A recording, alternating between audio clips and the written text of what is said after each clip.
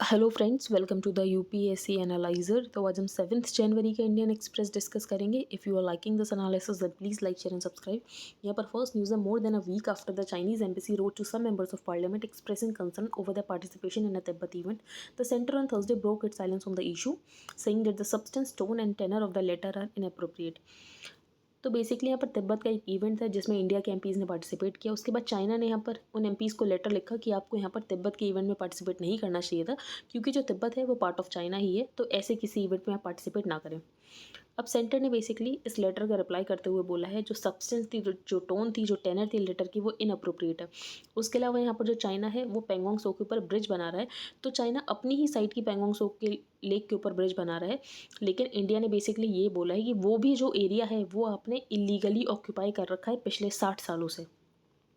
तो India is concerned at the uptick in China's hostility as the two countries are in a border standoff for 20 months now by responding through statements। तो हम यहाँ पर statement से respond भी कर रहे हैं, साथ ही साथ हमने यहाँ पर एक डिफेंसिव पोस्चर को मेंटेन कर रखा है। तो Delhi sending a strong signal. आगे चलते हैं। बाकी यहाँ पर फर्स्ट पेज पर कोई भी इंपॉर्टेंट न्यूज़ नहीं है, तो हम कुछ भी डिस्कशन नहीं करेंगे। यहाँ पर महामृत्यु जयमंत्र की बात की गई है, जो कि यहाँ पर ऋग्वेदा में है। तो महामृत्यु जयमंत्र is from the Rig Veda and the devout believe it has the power to ensure one's physical well-being and longevity। तो ये आपको पता होना चाहिए ये कहाँ से लिया गया है महामृत्यु जयमंत्र, तो ये ऋग्वेदा से है। आगे चलते हैं। यहाँ पर कोई इंपॉर्टेंट न्यूज़ नहीं है। यहाँ पे सेंसस हुआ है, एशियन वाटर बर्ड सेंसस, जो कि एनुअल काउंट करता है वाटर बर्ड्स को। दिल्ली के पार्ट में चल रहा था, तो अभी ये पता चला है जो वाटर बर्ड स्पीशीज़ है उसमें यहाँ पर गिरावट देखने को मिली है। यहाँ पर हाईएस्ट नंबर देखने को मिला था 347 बर्ड्स इन 2020, लेकिन जो वो बर्ड्स हैं वो अब रिड्यूस हो चुकी हैं। अभी देखा जाए तो सिर्फ 132 है, और 2021 में तो इससे भी कम थी, सिर्फ 90 थी। Of these 11 are resident water birds while only 2 और विंटर माइग्रेटरी स्पीशीज़। तो इसका मतलब ये है कि माइग्रेटरी स्पीशीज़ इंडिया में आना कम हो गई हैं। अब इसका रीज़न एक ये भी हो सकता है कि जो लेक का डिग्रेडेशन ज़्यादा हो रहा है, जिसकी वजह से यहाँ पर स्पीशीज़ की डाइवर्सिटी कम देखने को मिली है। अब कौन कौन से यहाँ पर स्पीशीज़ देखने को मिली, तो ग्रेट कॉर्मोरेंट, जो कि यहाँ पर माइग्रेट करती है फ्रॉम साउथ ईस्ट एशिया, और दूसरे यहाँ पर यूरेशियन कूट, जो कि माइग्रेट करती है फ्रॉम द टेम्परेट एशिया। तो मैंने आपको बताया कि यहाँ पर सिर्फ 2 ही विंटर माइग्रेटरी स्पीशीज़ मिली हैं, तो वो ये हैं, ग्रेट कॉर्मोरेंट और यूरेशियन कूट। आगे चलते हैं हम।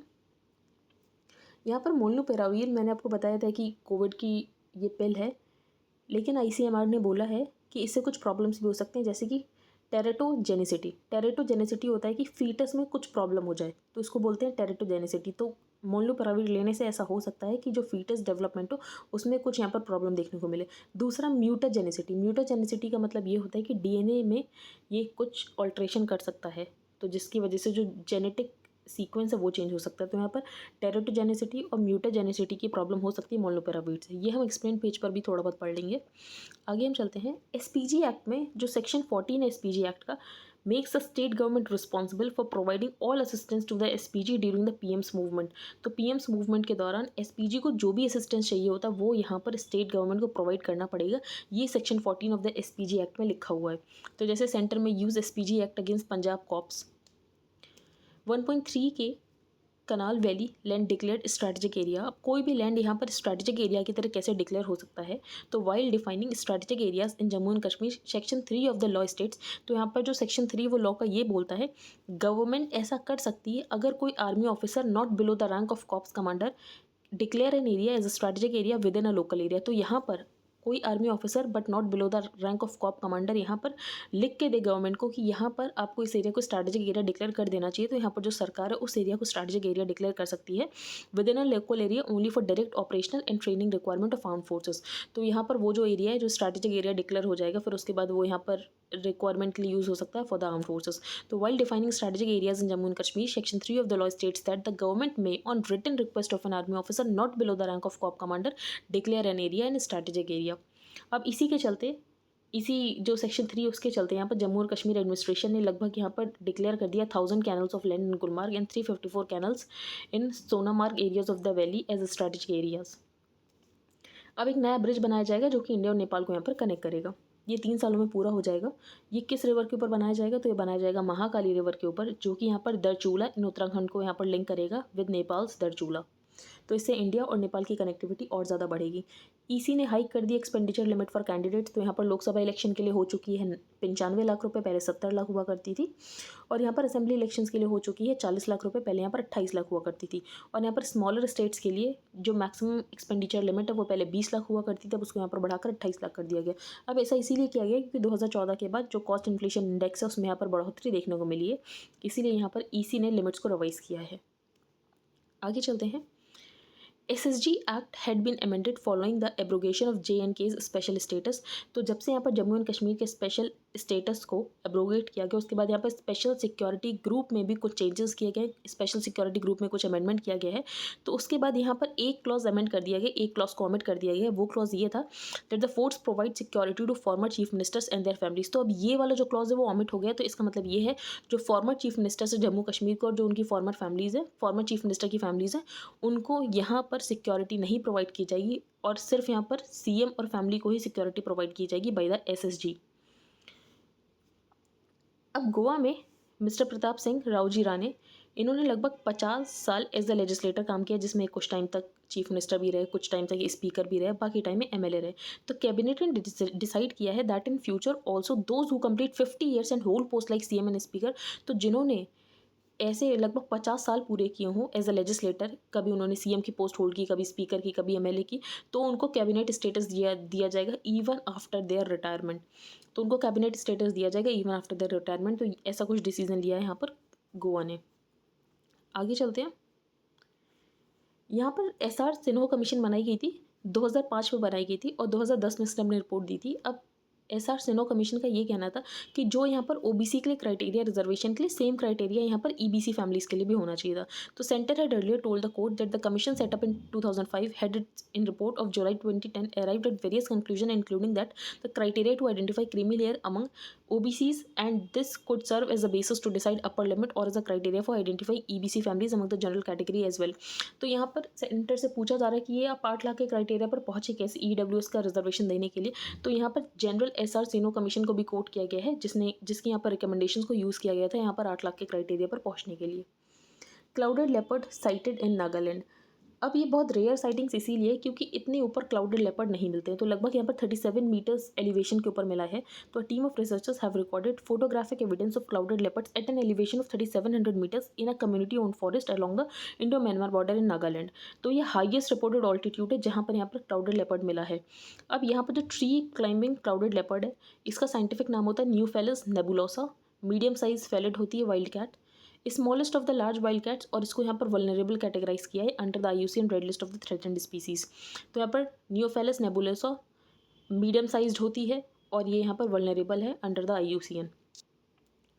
द फॉरेस्ट मेजरिंग, अब ये जिस फॉरेस्ट में मिली है वहाँ पर नागालैंड का हाईएस्ट पीक भी है जिसका नाम है माउंट सारामती। तो एक क्लाउडेड लेपर्ड जहाँ पर मिला है वहाँ पर नागालैंड का हाईएस्ट पीक भी है उस फॉरेस्ट में जिसका नाम है माउंट सारामती। तो नागालैंड का हाईएस्ट पीक भी आपको पता चल गया क्या है, माउंट सारामती। आगे चलते हैं। इंडिया हिट्स बैक, ये मैंने आपको बता दिया कि वो जो एरिया है जहाँ पर पेंगोंग सो ब्रिज बनाया जा रहा है और चाइना कह रहा है उसकी साइड पर ही वो बना रहे हैं। बेसिकली वो कभी इंडिया का पार्ट हुआ करता था, चाइना ने उसको इलीगली ऑक्यूपाई कर रखा है। तो ministry of external affairs said this was being done in areas that have been under illegal occupation by China. The opposition is criticise the government for it silence on the issues, ये हम discuss नहीं करेंगे। बाकी यहाँ पर जो China है उसने अरुणाचल प्रदेश में 15 ऐसे चीज़ों के नाम थे, 15 प्लेसेस के नाम थे जो कि यहाँ पर चाइना ने अपने वर्जन में दिए। तो इंडिया ने बोला ये रेडिकुलस एक्सरसाइज है to support untenable territorial claims. Arunachal Pradesh हमेशा से इंडिया का ही इंटीग्रल पार्ट है। तो India's responses to these 3 moves by Beijing signals a hardening of stance. तो हम अपने स्टैंस को और ज़्यादा हार्डन कर रहे हैं। बाकी the Chinese side should note that India is a vibrant democracy, और हमारे MPs जो भी करते हैं वो अपनी बुद्धि से करते हैं। उनको कोई बोलता नहीं कि आपको ऐसा करना, जैसे चाइना में बोला जाता है अथॉरिटेटिव गवर्नमेंट है कि वहाँ पर जो बोलेंगे जी जिनपिंग वैसे ही MPs करेंगे। इंडिया में ऐसा नहीं होता, इंडिया एक वाइब्रेंट डेमोक्रेसी है। तो Chinese side should note that India is a vibrant democracy and honourable MPs as representatives of the people undertake activities as per their views and beliefs. तो यहाँ पर हमारे MPs जो भी करते हैं उनको कोई नज नहीं करता कि आपको ये करना, उनको जैसा सही लगता है वो वैसा करते हैं। तो we expect the Chinese side to refrain from hyping normal activities by honorable MPs and further complicating the situation in our bilateral relations। आगे चलते हैं हम। स्पेशल प्रोटेक्शन इसमें कुछ आर्टिकल में था नहीं डिस्कशन करने के लिए। तो सिक्योरिटी ब्रीच इन पंजाब, तो पंजाब में जो सिक्योरिटी ब्रीच हुआ प्राइम मिनिस्टर के कैवलकेड पर, which saw the prime minister's cavalcade stranded on a flyover, तो लगभग 15 से 20 मिनट तक रुका रहा। And subsequently led to the cancellation of PM schedule programs, तो उसके बाद प्राइम मिनिस्टर का जो भी शेड्यूल प्रोग्राम्स था फिरोजपुर में वो नहीं हो पाया। अब ऑथर ने यही बोला इसको प्रूव किया जाना चाहिए। तो यहाँ पर पंजाब गवर्नमेंट ने कमेटी बना दी, हाई पावर्ड कमेटी बना दी, सेंटर ने भी कमेटी बना दी है। तो that it should have happened in spite of the elaborate and multi layered protocols involving central agencies. तो यहाँ पर पीएम के रूट के लिए इतनी सारी एजेंसीज काम करती हैं, सेंट्रल एजेंसीज काम करती हैं, स्पेशल प्रोटेक्शन ग्रुप काम करता है, स्टेट पुलिस फोर्सेस काम करते हैं। तो उसके बाद भी इतना बड़ा सिक्योरिटी ब्रीच कैसे हो गया? बस यही ऑथर का कहना है कि ऐसा नहीं होना चाहिए, इसीलिए प्रोब होनी चाहिए और जो भी यहाँ पर गिल्टी हैं उनको सज़ा मिलनी चाहिए। अब players in the game, reciprocal access agreement हुआ है between the Japan and the Australia. तो reciprocal access agreement, the defence treaty between the Australia and Japan, ये मैंने कल आपको वर्ड पेज पर भी बताया था कि एक रेसिप्रोकल एक्सेस एग्रीमेंट हुआ है between the Australia and the Japan. अब इससे क्या समझ आ रहा है? इससे ये समझ आ रहा है जो ऑस्ट्रेलिया है वो अपने आप को मेजर प्लेयर यहाँ पर एस्टैब्लिश करना चाहता है इंडो पैसिफिक में, क्योंकि यहाँ पर जो ऑस्ट्रेलिया उसने यहाँ पर ऑकस डील साइन की, ऑस्ट्रेलिया यहाँ पर क्वाड का भी पार्ट, इसके अलावा ऑस्ट्रेलिया यहाँ पर जापान के साथ भी रेसिप्रोकल एक्सेस एग्रीमेंट साइन कर रहा है। तो reciprocal access agreement the defence treaty between Australia and Japan apart from its strategic significance for Asia and the Indo Pacific fortified strengths that are part of the changing security architecture in the region. इसके अलावा जो US centric outlook है उससे दूर जा रहे हैं, यहाँ पर ज़्यादा बाइलेटरल ग्रुपिंग्स देखने को मिल रही है। फॉर एग्जाम्पल यूरोप में सब कुछ यहाँ पर यूएस सेंट्रिक आउटलुक है, यहाँ पर नेटो जो है यूएस उसके अकॉर्डिंग अपनी हेजेमनी यहाँ पर एस्टैब्लिश करना चाहता है। तो कोई भी प्रॉब्लम होती है तो यूएस यहाँ पर नेटो की बात करता है। लेकिन इस साइड अगर देखा जाए इंडो पैसिफिक की यहाँ पर सिक्योरिटी की बात की जाए तो यहाँ पर जो कंट्रीज़ है वो बाइलेटरल ग्रुपिंग के ऊपर ज़्यादा डिपेंड करते हैं। तो the security order that emerged after the second world war in Asia and the Indo Pacific was marked by the US bilateral ties with various players. तो सेकंड वर्ल्ड वॉर के बाद देखा गया किसी भी कंट्री को कोई प्रॉब्लम होती थी तो वो ये सोचता था कि यूएस के साथ उसकी बाइलेटरल टाई हो जाए। This was in contrast to American strategy in Europe where NATO played a key role with the rise of an assertive even belligerent Beijing. तो यहाँ पर चाइना बहुत ज़्यादा असर्टिव हो रहा है, इसीलिए यहाँ पर जो क्वाड्रिलेटरल सिक्योरिटी डायलॉग है वो यहाँ पर 4 कंट्रीज़ ने बनाया, इंडिया, जापान, ऑस्ट्रेलिया, यूएस। उसके बाद यहाँ पर ऑकस साइन किया गया between the Australia and the UK and the US, जिसमें यहाँ पर ऑस्ट्रेलिया को न्यूक्लियर सबमरीन्स मिलने वाली थी। उसके बाद अब यहाँ पर finally reciprocal access agreement sign हो चुका है between the Japan and Australia.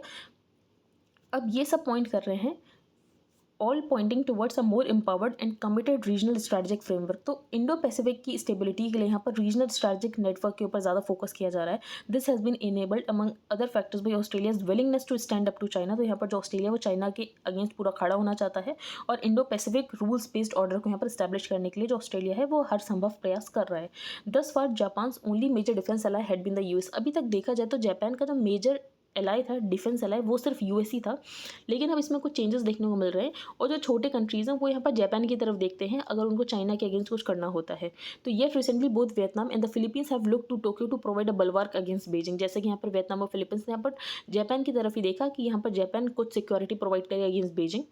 तो इससे समझ आ रहा है जो जापान है वो भी एक स्ट्रेटेजिक प्लेयर बन रहा है। तो and Tokyo is now expanding it ties further. अब इंडिया कैसे यूज़ कर सकता है? तो इंडिया की दोनों के साथ ही यहाँ पर ऑस्ट्रेलिया के साथ भी जापान के साथ भी दोनों के साथ यहाँ पर 2+2 मिनिस्ट्रियल डायलॉग हो सकता है, होता है बेसिकली। तो it must step up its engagement. तो इंडिया और भी ज़्यादा एंगेजमेंट बढ़ाए with both Japan and Australia as well as reach out to other players in the region. इसके अलावा बाकी प्लेयर्स से भी यहाँ पर बातचीत करने की ज़रूरत है। फिर उसमें यहाँ पर वियतनाम हो जाए, फिलीपींस हो जाए, जो भी यहाँ पर चाइना से परेशान है सबसे यहाँ पर बात करने की ज़रूरत है।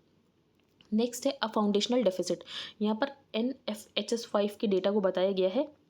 तो गुड न्यूज़ क्या क्या है वो भी देख लेते हैं, फिर बैड न्यूज़ क्या क्या है वो भी देख लेते हैं कि कंसर्न के एरियाज क्या क्या हैं। For the first time since the NFHS 1992-93 survey the sex ratio slightly higher among the adult population.